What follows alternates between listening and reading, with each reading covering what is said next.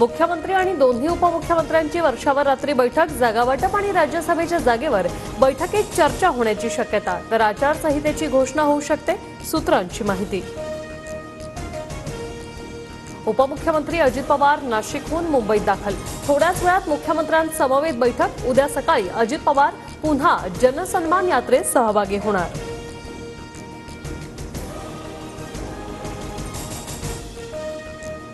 उद्धव ठाकरेंनी सहकुटुंब दिल्लीत सोनिया गांधींची भेट घेतली। उद्धव ठाकरे आणि सोनिया गांधींमध्ये 45 मिनिट चर्चा। विधानसभा निवडणुकीच्या पार्श्वभूमीवर भेटीत राजकीय चर्चा झाल्याची शक्यता। महाराष्ट्रात विरोधकांकडून मुख्यमंत्री पदाचा उमेदवार जाहीर केला जात नाही। मुख्यमंत्री पदाच्या चेहऱ्याला मान्यता मिळेल असं वाटत नाही। उद्धव ठाकरेंच्या दिल्ली वारीच्या पार्श्वभूमीवर पृथ्वीराज चव्हाणांचं वक्तव्य। मविया जागावाटपात सुरुवातीला 156 जागांवर चर्चा होणार। काँग्रेस 2 नंबरवर असलेल्या मतदारसंघावर दावा करणार, सूत्रांची माहिती। 29 ऑगस्टला अंतरवालीत बैठक, उमेदवार द्यायचे की पाडायचे ते अंतरवालीच्या बैठकीत ठरणार, मनोज जरांगे यांचं वक्तव्य। विनेश फोगाटच्या याचिकेवर उद्या 12:30 वाजता सीएएस मध्ये सुनावणी। भारताकडून वकील हरीश साळवे बाजू मांडण्याची शक्यता। विनेशच्या बाजूने निकाल लागल्यास रौप्य पदक विभागून देण्यात येणार।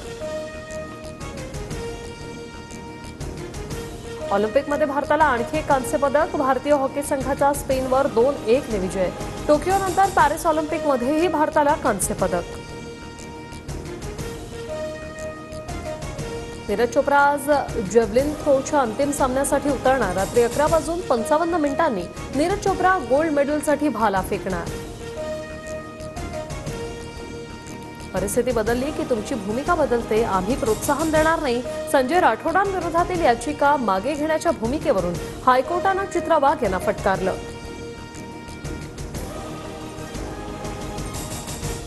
प्रकरण मागे घेण्याबाबत वकिलांना कोणत्याही सूचना दिलेल्या नाहीयेत। कोर्टाने एखादी मौखिक टिप्पणी केली याचा अर्थ तो अंतिम निकाल आहे असं होत नाही, चित्रा वाघ यांच्याकडून स्पष्ट। संजय राठोडच्या राजीनामा घ्या बोलणारी चित्रा वाघ तोंडघशी पडली। आता तरी उद्धव ठाकरेंवर बोंबळणं बंद करा, ठाकरे गटाच्या अयोध्या पौळ यांचा चित्रा वाघ यांच्यावर निशाणा। बच्चू कडू यांनी कंत्राटदाराच्या कानशिलात लगावली। ई रिक्षा वाटपानंतर पहिल्याच दिवशी बंद पडल्यानं बच्चू कडू संतापले। मोहम्मद युनूस यांनी बांगलादेशच्या अंतरिम सरकारचे प्रमुख म्हणून घेतली शपथ। सरकारच्या सल्लागार समितीत 15 सदस्यांचा समावेश। पंतप्रधान मोदींकडून मोहम्मद युनूस यांना शुभेच्छा। लोकशाही स्थापित झाल्यानंतर शेख हसीना बांगलादेशमध्ये जाणार। शेख हसीनांचा मुलगा साजिद वाजेद याची माहिती। जपानमध्ये 7.1 रिश्टर स्केल तीव्रतेचा भूकंप। भूकंपानंतर जपानच्या दक्षिणेकडील बेटांना त्सुनामीचा इशारा।